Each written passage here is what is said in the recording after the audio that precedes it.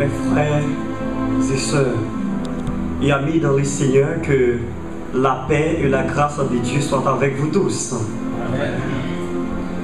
Déjà, je remercie notre grand Dieu Tout-Puissant pour ce privilège qu'il nous accorde en ce grand jour, afin que je sois son porte-parole ce mercredi 30 novembre 2016 au séminaire biblique en Emmaüs d'Haïti. Je tiens à remercier le décanat et spécialement pasteur Claudine Oralus, aussi pasteur Genson Charlo pour son soutien, et pasteur Élisée Alphonse comme mon professeur de français, et vous aussi qui êtes ici en cette heure pour m'entendre. Alors sans tarder, le texte que nous allons considérer pour vous ce matin, c'est Luc chapitre 9, Luc chapitre 18, verset 9 à 14. Donc si vous avez vos Bibles en main, regardez avec moi ce texte. Je vous donne la lecture. Il dit encore cette parabole en vue de certaines personnes se persuadant qu'elles étaient justes et ne faisant aucun cas des autres. Des hommes montaient au temple pour prier. L'un était pharisien et l'autre publicain. Le pharisien, debout, priait ainsi en lui-même: Ô Dieu, je te rends grâce de ce que je ne suis pas comme le reste des hommes, qui sont ravisseurs, injustes, adultères, ou même comme ce publicain. Je gèle 2 fois à la semaine, je donne la dîme de tous mes revenus. Le publicain, se tenant à distance, n'osait pas même lever les yeux au ciel, mais il se frappa la poitrine en disant: Ô Dieu, sois apaisé envers moi, qui suis un pécheur. Je vous l'ai dit, celui-ci descendit dans sa maison justifié, plutôt que abaissé, et celui qui s'abaisse sera élevé. Parole du Seigneur. Amen.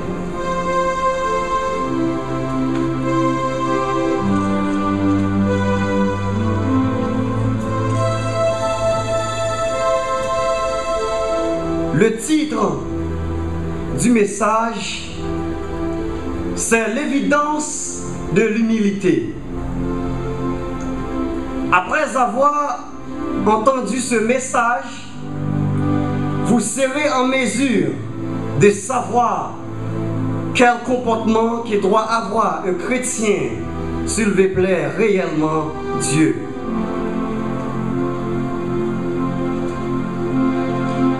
Ce message identifie l'action faisant preuve de la justification d'une personne.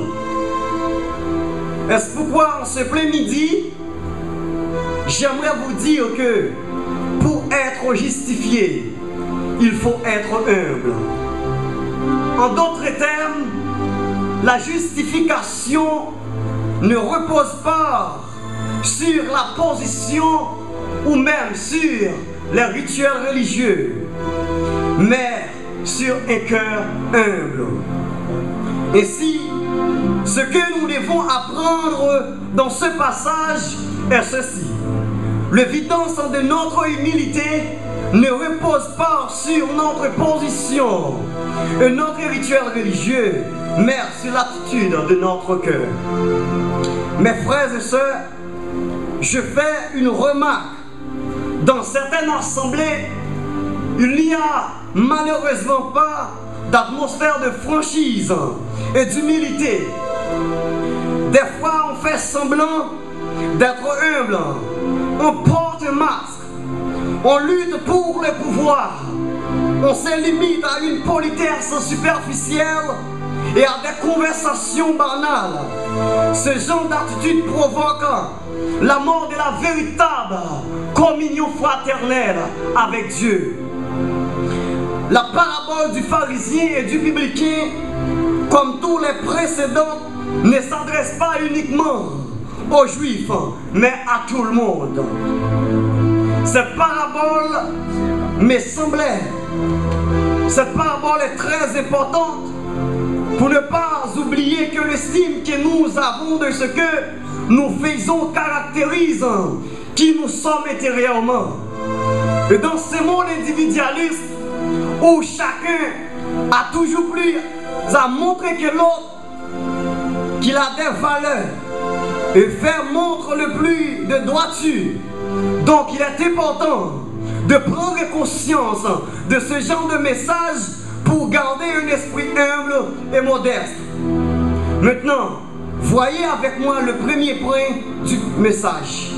La position n'éprouve pas l'humilité. Mais bien aimés, dans nos églises aujourd'hui, beaucoup de gens se sentent vrais honnêtes, s'estiment meilleurs, s'appuyant sur leur propre droiture et sur le fait qu'ils occupent une place respectable de la société. Ils ne sont pas au plus bas de l'échelle sociale et sont en majeure partie au nom du bien. Cependant, un esprit saint, un esprit pur n'a pas besoin de justifier pour savoir qu'il est en paix avec lui-même et avec Dieu. Et souvent nous sommes comme des pharisiens remplis de nos soucis et d'esprit de vanité au regard de ce que nous possédons. Parfois, cela prouve que nous ne rentrons pas au temple du Seigneur pour prier réellement, mais pour proclamer nos propres mérites en face de la foule. Et non seulement vous vous trompez les autres, mais vous vous trompez vous-même en imaginant que vous êtes une bonne personne et comment vous savez prier.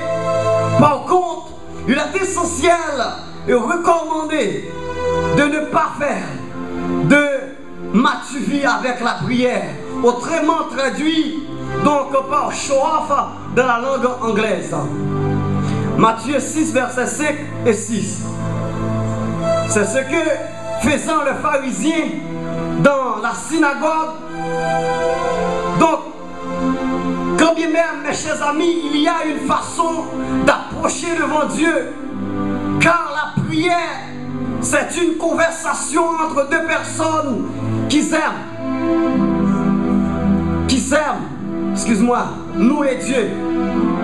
Elle nous permet de renouveler notre alliance, ou du moins proprement dit notre engagement, et démontrer notre dépendance et notre soumission à Dieu. C'est un élément une munition contre tous les désirs banals, contre l'orgueil, car notre personne a tendance à faire le mal. Le plus souvent, nous ne venons pas vraiment au temple pour confesser nos péchés et implorer la grâce divine. Et laisse-moi vous dire que donc nous avions tous besoin d'attirer la grâce divine quotidiennement. Elle engendre l'orgueil et le mépris envers les autres.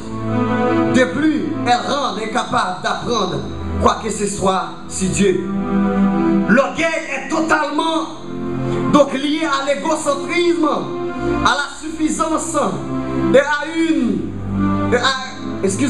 un amour propre et malsain. Un schéma de pensée qui conduit à faire confiance à notre propre sagesse, plutôt qu'à compter sur le Dieu créateur. Mais bien aimé, ce n'est pas l'orgueil et par l'ambition que Lucifer devient le diable. Rappelez-vous bien qu'il était un ange de lumière et maintenant il est l'ange de l'obscurité. Ézéchiel 28, versets 12 à 18. Et c'est à cause de l'orgueil et qu'elle devient la maîtresse d'une race d'une race pécheresse. Genèse 3, à partir du verset 15. Ensuite, nous voyons que les 12 disciples du Christ ne parviennent pas à recevoir ces bénédictions. Donc, parce qu'ils se chamaillaient continuellement pour savoir lequel d'entre eux était le plus grand dans le royaume des cieux. Matthieu 18, verset 1er. Et comme a dit Lewis, l'orgueil même à tous les autres vices, c'est une vie d'esprit complètement opposée à Dieu. Car l'orgueil nous incite à exalter nos performances au lieu d'exalter la toute puissance de Dieu. D'autant plus, Dieu raconte cette parabole, c'est juste pour nous enseigner l'importance de la prière qui se fait avec humilité. Comment devrions-nous prier? Mais bien aimé, la prière, c'est offrir à Dieu par Jésus-Christ un culte spirituel dans une humble attitude. La prière en toute humilité est celle de celui qui savoure la vie, de celui qui voit croître en lui le goût des êtres et des choses avec un cœur rempli de gratitude. Mais bien aimé, ce qui frappe au prime abord, c'est le violent contraste entre les attitudes des fidèles qui nous pousse à dire dans le deuxième point de notre message, les rituels ne prouvent pas l'humilité. N'oublie pas, à l'époque de Jésus, le pharisien aurait été considéré comme le bon gars. Il portait le chapeau blanc, un homme respectable et pieux, un juif observant qui s'efforce d'obéir à tous les points à la volonté de Dieu par ses pratiques religieuses et par sa morale. Il était honnête, non pervers et extrêmement prudent d'obéir à la Torah, qui essentiellement les 5 premiers livres de l'Ancien Testament. Il a également suivi la Mishnah qui expliquait comment obéir à la Torah. En outre, il a suivi le Talmud, qui était un commentaire sur la Mishnah. Par contre, il a violé la loi. Il a accompli plus que la loi avait recommandé. Normalement, il avait une pratique pieuse. Mais d'après la loi, un homme devait jeûner une fois par an. Mais le pharisien, lui, faisait 2 fois par semaine. Selon la loi, il devait donner qu'un dixième de certains revenus. Lui offrait la dîme, tous ses revenus. Le verset 12.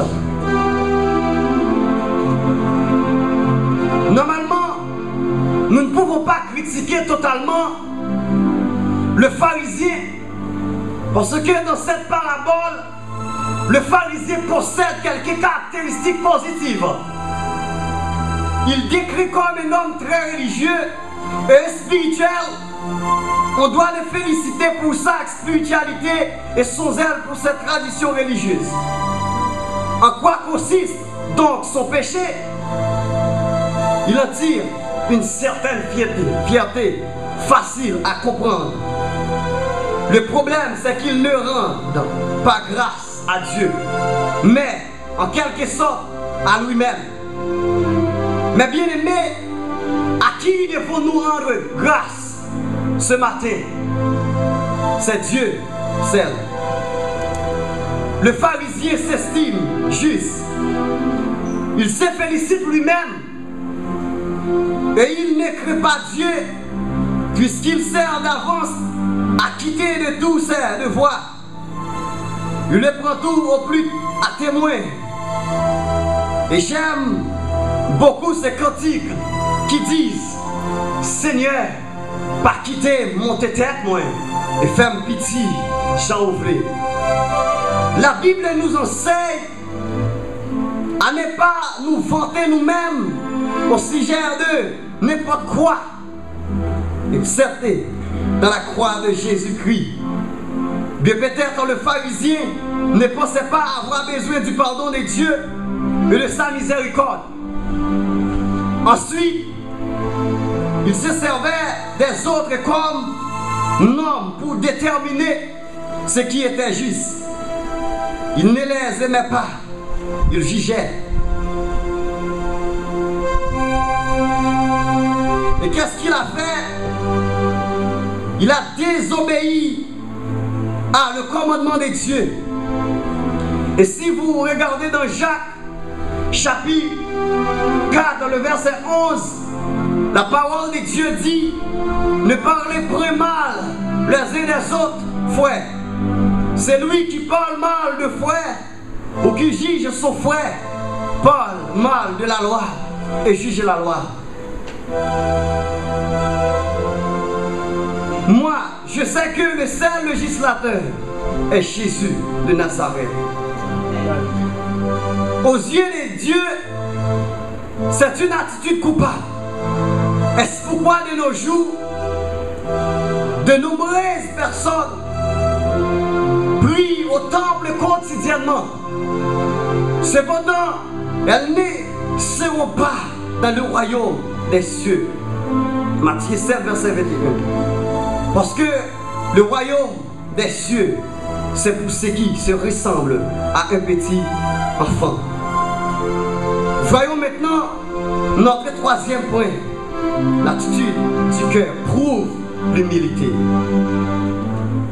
Mes chers amis, l'histoire nous raconte que collecteur de pots, à cette époque, était considéré comme l'écume de la terre en bas de la chaîne alimentaire religieuse en Israël. Embauché par les Romains païens, il pouvait percevoir des impôts exorbitants et regarder la plupart de l'argent pour lui-même. Ils étaient souvent considérés comme méchants, en portant parfois un chapeau noir.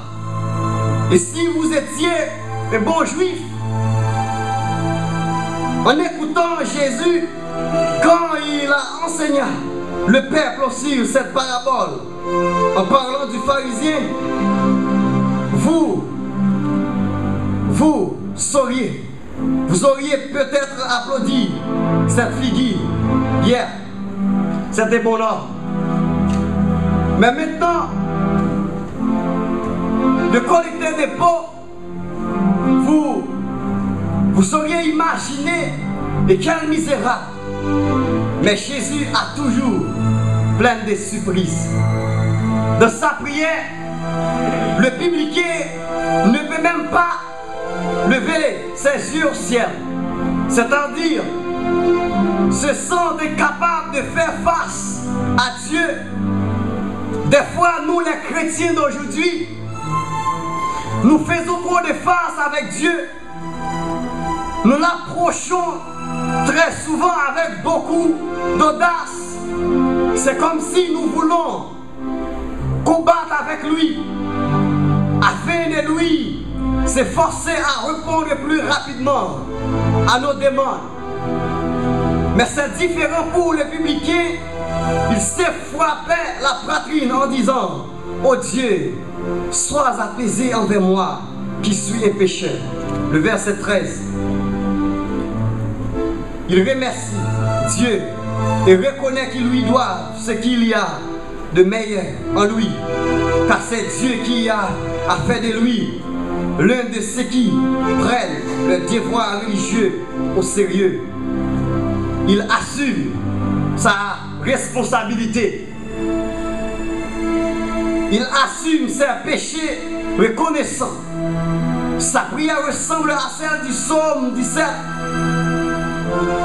Verset 4 à 5, David déclare que, à la vue des actions des hommes, fidèles à la parole de tes lèvres, je m'étire garde contre la voix des violents. Mes pas sont fermes dans tes sentiers, mes pieds ne chancellent point. Mes frères et sœurs, le publicain utilisa Dieu comme le seul qui peut mesurer la justice. Il prit conscience qu'il avait besoin que ce soit apaisé. Que ce soit apaisé. Donc, tes péchés.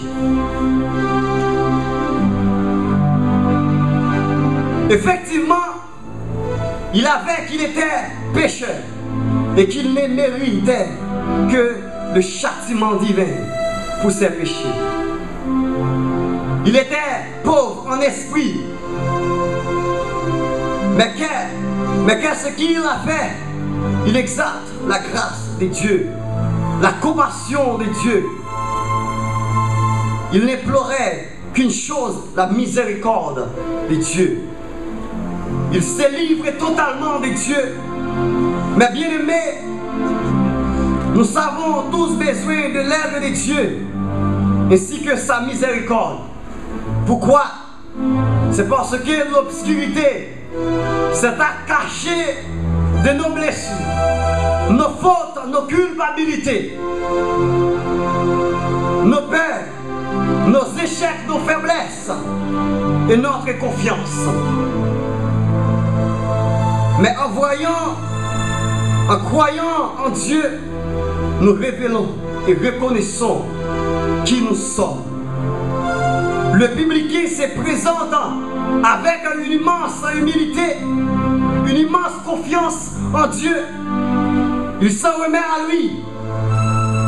Et cette humilité permet à Dieu de guérir, libérer, relever. Le collecteur de pauvres, mes chers amis, est reparti chez lui, justifié devant Dieu. Le pharisien, quant à lui, ne l'était pas. Ce collecteur de pauvres a été pardonné, lavé de ses péchés et accepté. Et devant Dieu, le pharisien par contre a été condamné par Dieu à cause de son orgueil et de son manque d'amour. Il est sorti longtemps dans le temps, comme a dit Gabriel Merrier dans une citation, quand l'orgueil chemine devant la honte et dommage suivant de près.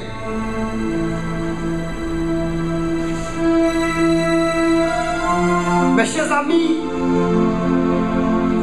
cette histoire importante